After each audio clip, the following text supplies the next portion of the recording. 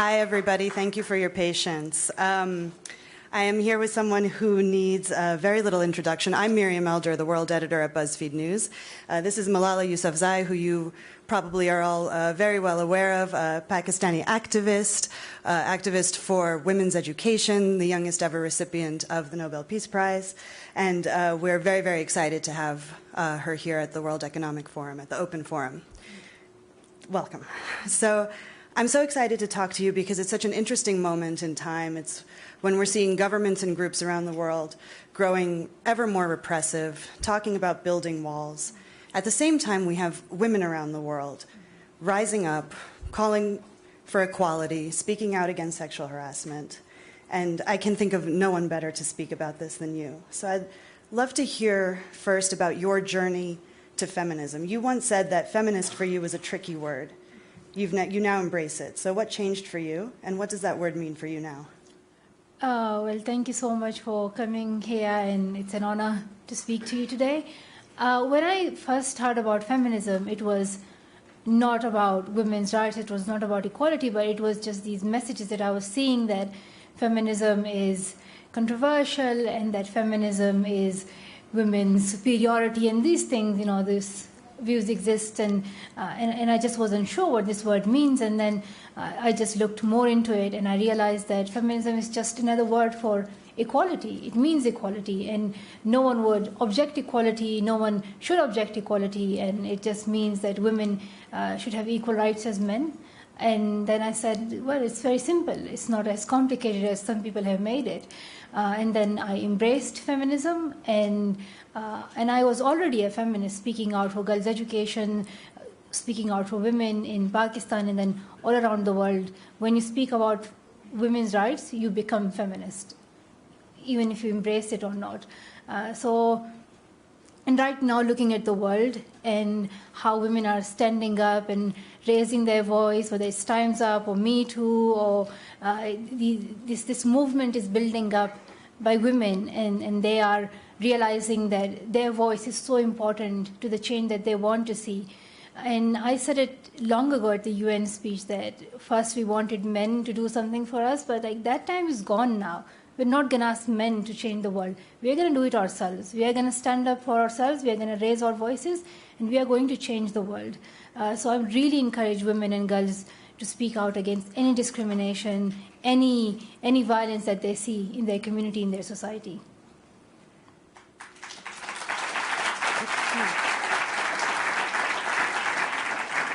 And so you spend a lot of your time when you're not studying. You spend a lot of your time thinking about activism for girls' education. How has the Me Too movement and the Time's Up movement changed your thoughts about how you need to approach education for girls in particular? Education is really important, and it's about how we teach our children about the world, about equality, about human rights. And I think it's so important that our education gives the message of equality to every child. And this is where like a child's mind builds up. And right from the beginning, if we teach equality at school level, I think they would develop this sense that they have equal rights as girls in their school have, and girls have equal rights as boys in their school. So I think education can play a key role in giving the message of equality. And yes, yeah. And so you've told us your message to the people who support Me Too and Time's Up, which is speak up when you can. We also have a lot of government leaders here at Davos right now. Trump is flying in, of course, tomorrow. What would your message be to someone like Trump, who has his own history with or lack of history with women's rights? What kind of message would you want him to hear from you here? I just get so disappointed to see that people are at these high positions and they are openly, they talk against women, they do not accept women as equal, they harass women, and it's just shocking for a second to believe that this is actually happening. And I hope that women stand up and they speak out against it. And I hope that people who are involved in such shameful things. They think about their own daughters, their own mothers, and their own close female relatives. And just imagine for a second that can they let it happen to their daughters, to their sisters, to their mothers? And I don't think they would accept that. So I think they need to look at it from that perspective as well. But also, because I can't change a person, I'll try all my best to give advice. But I think it's a time for women to raise up their voice, so their voices are heard and their voices reaches those ears, and if their voices reaches those minds that still have those views that we are trying to fight against, and for a second we thought that they didn't exist, but they still exist.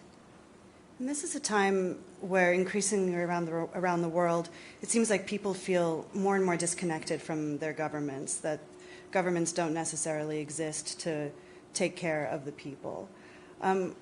How has that influenced your own life? Is that something that you have felt, and what do you feel the role of government should be in the kind of issues that we're talking about? So in terms of governments, what my focus has been is encouraging governments and trying to get them to invest in girls' education, because that's one way towards women empowerment. There are 130 million girls right now who cannot go to school. And if you talk about women's empowerment, their equality, if you talk about women participating in the economy, women becoming part of the labor force, women contributing to the whole development of a country, we have to invest in their education. So in terms of my work on education, I do try to do advocacy, try to reach to governments, try to, like now I'm here at World Economic Forum, my message is always to encourage these governments as well as business groups to bring education, especially girls' education, to their top priorities and invest in girls. It's going to benefit the girls and the communities where they're living, but also contribute to the whole economy. And the benefits are unlimited, and we have to remind them this. I'd love to switch a little bit now and ask you a bit about, your life as a person. You do so much. You're a full-time student at Oxford. You're here now. You're doing all this activism. Like, what does an average day in your life look like? At Oxford, it's quite hard because you have to do like 2 or 3 essays a week, and it's challenging because I'm doing PPE, which is 3 different subjects: philosophy, politics, and economics. And every teacher would give you their work. So one would say, do the philosophy work, do the economics work, and you have to manage your time yourself. I think that's what university life is all about. Your time is with you, and here's the work that you have to do, here are the assignments, here's the extra activities that you want to get involved in. So it's just managing your time. And I missed 2 days of my university, and I'm just panicking a bit. How am I going to finish all the essays? But I hope that giving up these 2 days would help me to deliver the message of education for all those 130 million girls who are out of school. And we have to keep on fighting for this. If we remain silent, like, just imagine for a second, like, every day, how many girls do we lose? There is potential that we are losing. And I realize this more because I go and I visit refugee camps. I was recently in Lebanon, and I met Syrian refugee girls in a room, and I was asking all of those girls what their dream was, what did they want to become in their future. And one girl said she wants to become an architect. And I asked why. And she said she wants to become an architect because when she was leaving her country, she saw that her country was destroyed and devastated. And on that day, she decided that one day she will come back and she will rebuild her country. So war has actually affected these children. There is early child marriages, there is child trafficking, there is those norms and taboos that are stopping girls in their fight to achieve their dreams. So I think about these girls every day, and then I say, okay, you have to do your own study, but also speak out for those girls, because I cannot imagine losing those girls. They are a resource for their community, for all of us. Just imagine, like, in this room, how many girls do we see here? Imagine for a second that you are living in a society where if you did not get education, you would be just limited to your house. All your job was cooking, cleaning, taking care of children, and that's it. You'd never be able to have a voice, to speak out for yourself, to have rights. And I think that's something that many girls are facing right now, and we have to protect them as individuals, but also think about its benefits to each and every one of us. So you have devoted your life to living these experiences, and it's a noble cause, but one that I can imagine takes quite a deep psychological and emotional toll. So what do you do to keep yourself strong? And when you have one of these days where you just feel like you can't take this all on anymore, what do you tell yourself to keep going?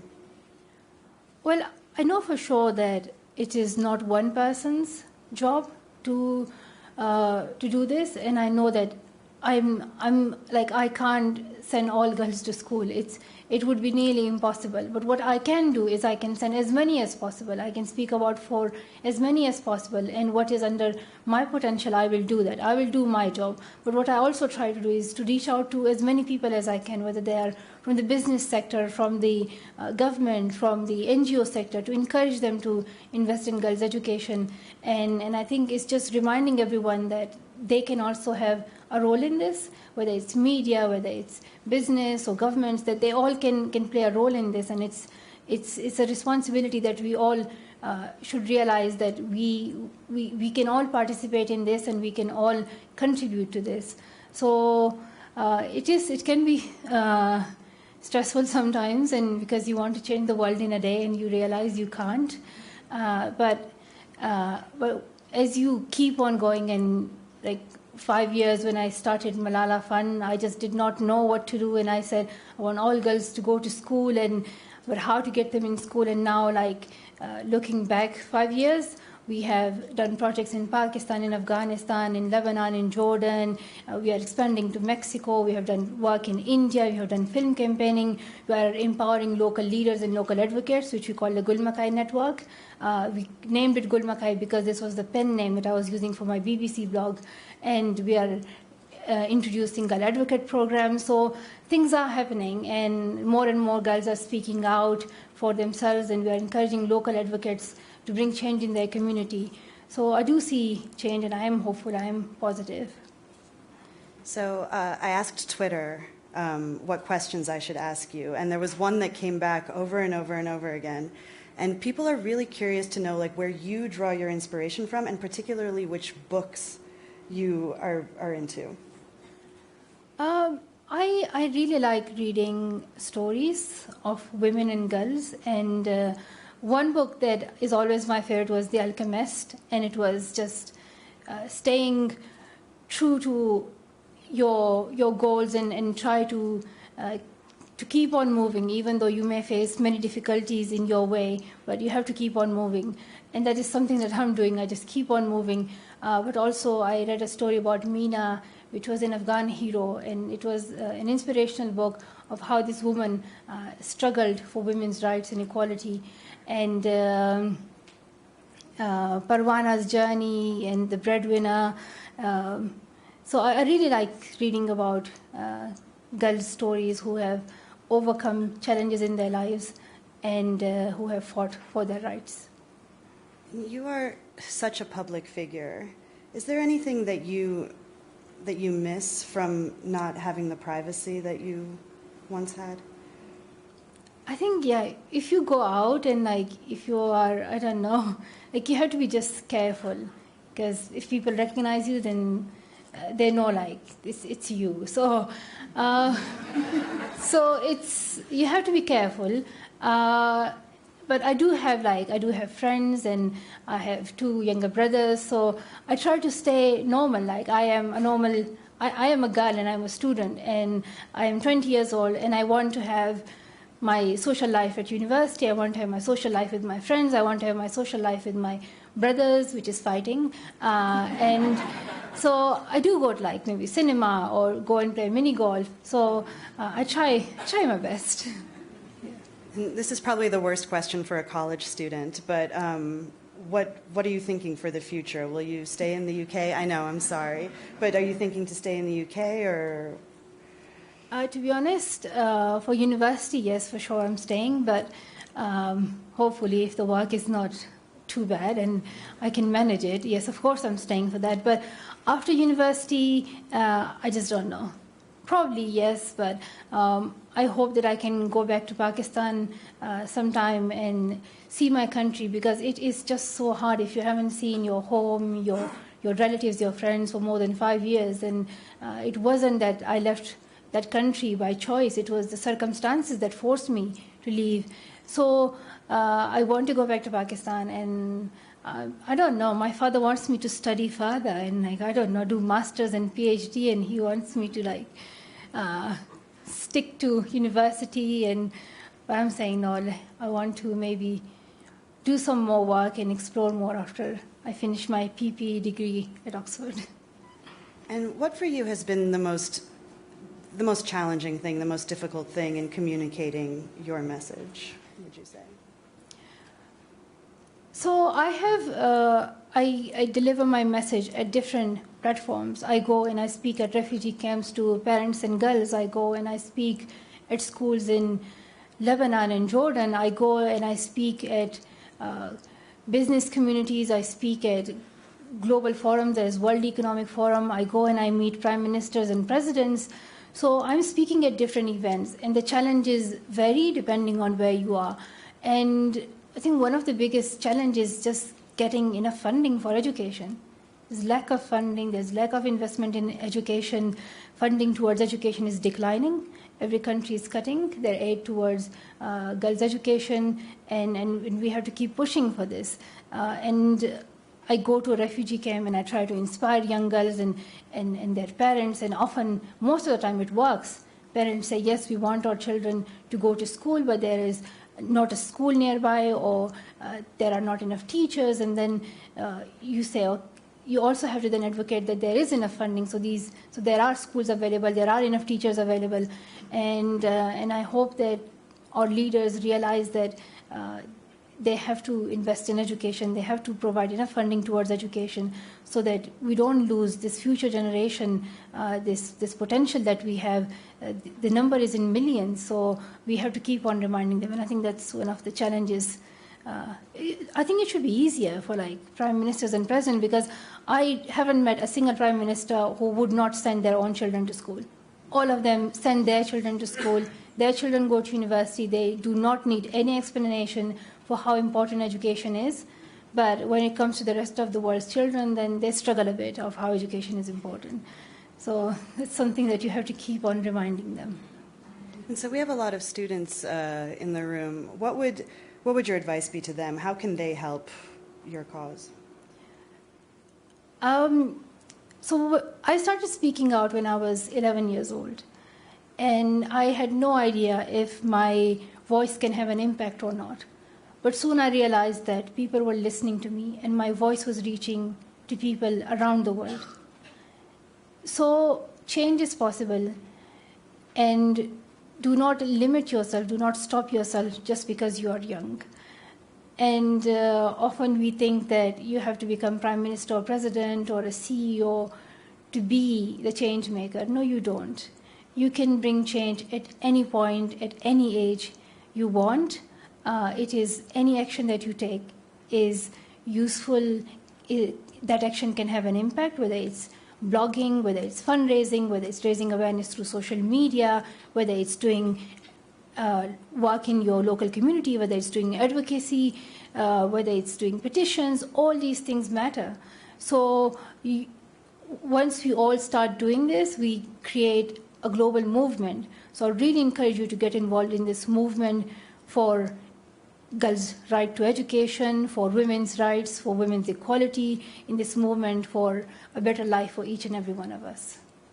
So you mentioned that when you started the Malala Fund, you were thinking in one way, and now it's grown, and 5 years have passed. And what do you have any regrets? Is there anything that you would have done differently? Regrets? I don't have regrets, because this is like what I wanted to do, and I just stay focused on my plan, which was to empower young girls to make sure that as many girls can get quality education as possible. And my dream was also to empower local advocates, just as my father and I were campaigning in Swat Valley. My vision is to inspire other local activists in their regions. So that dream is coming true as well through the Gul Makai network. So I'm very happy, but I think there's always, like, you can do even more. And when you see that there are still 130 million girls out of school, it just keeps you moving, that you have to keep on working until all girls can go to school. Do you ever sleep? Sleep. These days, no. Because you have to get up quite early, and I got up quite early today. And at university, I try to, but sometimes you're with your friends and you stay up till late, and then in the morning you have early lectures, and I have to walk half an hour to the lectures. So sometimes I just can't make it. You just can't do it. It's hard to get up early in the morning. I'm not a morning person. I would happily get up at 12 or 1 p.m. Sometimes I get up and I say, I didn't see morning today. It's 1 p.m. Morning just is not part of my life. I don't know. It's a good college experience. I'd love to open it up to questions from you guys. I'm sure that you have plenty. I think that we have translation somewhere, and if you're not speaking English, I'll just repeat the question. I see someone is very excited right there. Good morning, everyone. Malala, my name is Federico, and I'm a global shaper from El Salvador and a proud feminist. My question for you is, what word of advice you hear around the world giving to girls and women that you actually don't agree with or challenge? What advice that people give to women that I don't agree with? One thing I have heard is I go to some places and people say that, women are told to dress in a certain way, whether it's extreme religious or whether it's the too Western kind of views, and I think some people think that if women dress in a certain way, then that's not their choice, or whether it's it shows too much or it hides too much. And I think it's important to realize that this is, when we talk about feminism, we talk about women, their empowerment, and their independence. And it should not be the decision of anyone else to tell women how to dress, how to speak, how to act, how to walk, how to talk. As long as it's that woman's decision, as long as it's her choice, it is okay. There is not a standard that defines, okay, women, you dress this way, you talk this way, then okay, it ticks all the boxes of feminism or women's rights, and this is how you should dress. No, I think we should leave it to women's decision, whatever job they want to do, how they want to dress, how they want to talk. And I think we have to keep pushing for this. That's good.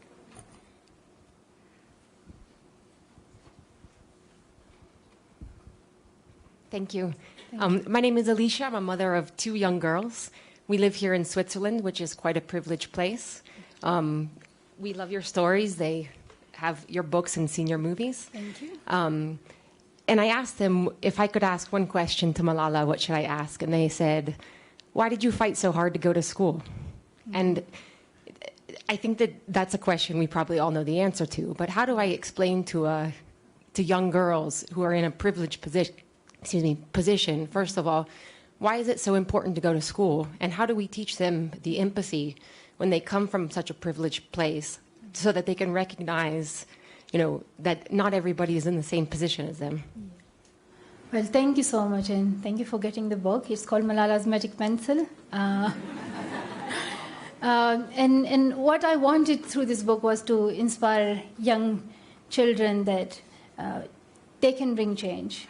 They can use their voice, any skill or they have, whether it's art, whether it's painting or anything, they can change the world.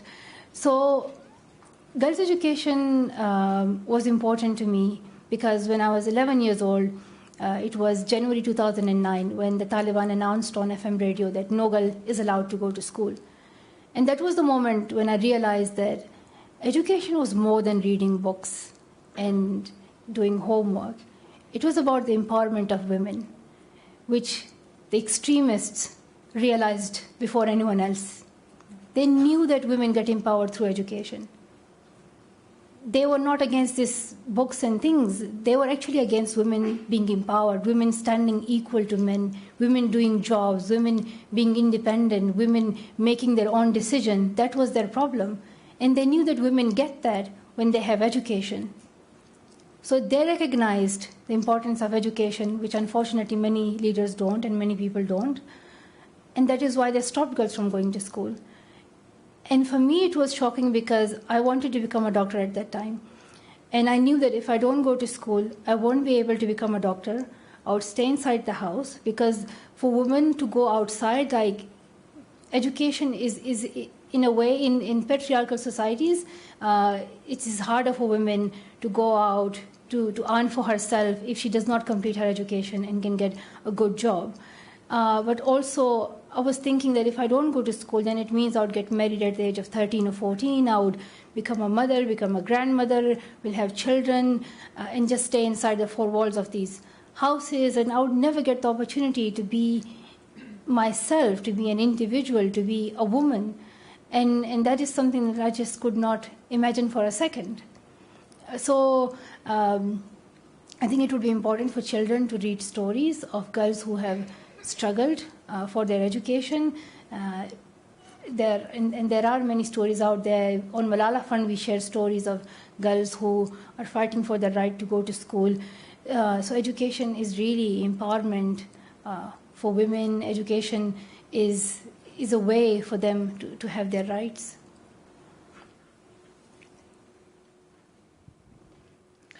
Oh, thank you. You are a great inspiration for me in my work. I'm from Colombia, and I work for an NGO called Colombianitos. We use sport as a tool for social development. We educate kids in soft and peace-building skills. We also have a girl empowerment program for girls who are living surrounded by poverty and also violence, Some of them are victims of our armed conflict. So I just would love for you to give a message for those kids, for those girls, that they can change, to encourage them to study and also to believe that they can change their future. Well, thank you so much for your question, and also thank you for all the work that you are doing. I think my message to girls and to boys and to everyone is always that they should believe in themselves, believe in their voice, believe in their actions, and they are the future and they are the present.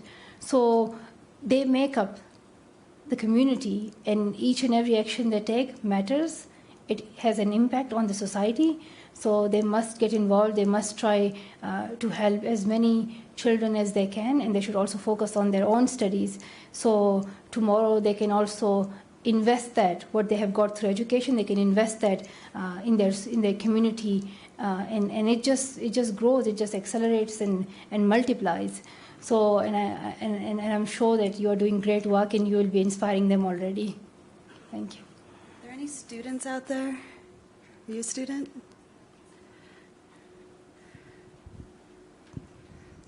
Good morning. My name is Camilla, and I'm also a student. And obviously, Malala, you are such a role model for so many people and women, including myself. And I was just wondering, do you have a role model? Well, thank you so much for your question, Camilla. My role model has always been my father. And when we talk about feminism in men, I think he is the example that I can give. Firstly, because when I was born, and he named me after the Malala Yousafzai, who was the Afghan hero, and his vision was that she was the only Pashtun woman who was recognized by her own name. We don't have any other Pashtun woman hero. We don't know any except Malala. So he named me after her, and just with the vision that there was a Pashtun woman who was known for her heroism, who stood up and raised her voice. But also, like, when his cousin made a family tree and he brought it and it was all men's name, and my father wrote my name on a family tree, the first girl's name on a family tree. And so he was challenging society, he was challenging norms, he was challenging those taboos at each and every point in his life. He was not just speaking or writing an article, he was actually doing. He was a feminist who was taking action.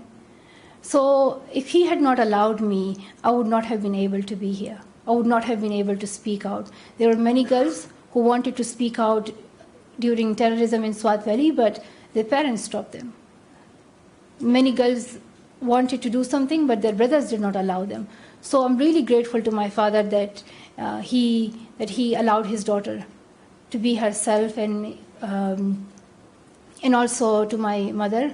She is a courageous, brave woman who tells both me and my father to continue campaigning for women's rights and girls' education, and then all the great people we had in our history, from Martin Luther King Jr. to Nelson Mandela to Benazir Bhutto, the Prime Minister of Pakistan, and many others, but also the girls who I meet in camps, in schools, in the trips I make.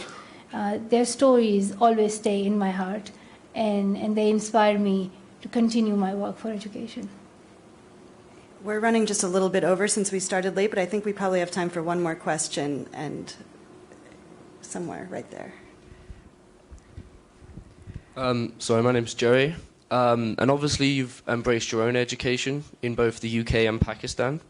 And I was wondering, when you began your secondary education in the UK, if your approach to learning changed, or if for you learning has always been the same and will always be the same? I think there is a big difference between education in Pakistan compared to the UK. And one was that in Pakistan, the subjects are science, maths, history, Pakistan studies, and Islamic studies, and Urdu language, while in the UK, they had subjects like drama, like physical education, like music, and like cooking. And I said, wow, like, are these even subjects? These are considered to be like the extra work, which is not, you're not supposed to do them at school. So it just opened my mind to what education can actually mean, that if you are getting to school, it doesn't mean you have to become a doctor or engineer. Like, education is actually learning and just finding out about yourself. And if you want to be an athlete, if you want to be a musician, if you want to be an artist, it's your choice. You shouldn't be forced to become a doctor or engineer because that's the only good thing to do. So it opened my mind in terms of that. Also, I did critical thinking as a subject, and I just thought, it is amazing. Like, everyone should know critical thinking, because especially in the time right now when there's like fake news, like, people should have critical thinking, that they know where the information is coming from, who is giving this information, look at the expertise of the person, any vested interest. All these things are just crucial. And and also the teaching environment, like in schools, they have PowerPoints, they have computers, students have access to iPads and other technology, and something that maybe is taken for granted here, but in our school we had only a whiteboard and a marker and just books. We didn't have access to computer. But it is changing now. There's technology is going into school, but technology can actually help a lot in education, digital learning. It can help in e-learning. Students who can't have access to school, maybe it can help those students as well, where they can learn online. So I have seen a big difference, and I think from that what we can learn is that how can we use these resources, this technology, in helping children who are in refugee camps, in helping children who are in the developing countries and need access to quality education. We might actually have room for one last one right there. Hello, my name's Anita. I'd like to ask, my question goes a bit to the question before. What can you say about the importance of educating young boys to accept women's equality? It is crucial. It is so important, because at the end of the day, when we talk about feminism and women's rights, we're actually addressing men.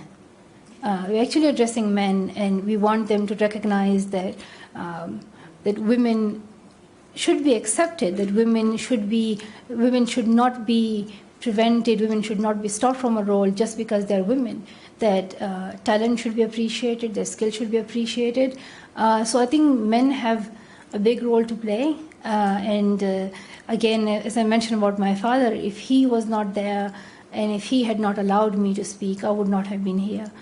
And also now I see my brothers, and they're completely different, like their views are different. They accept their sister being a bit bossy.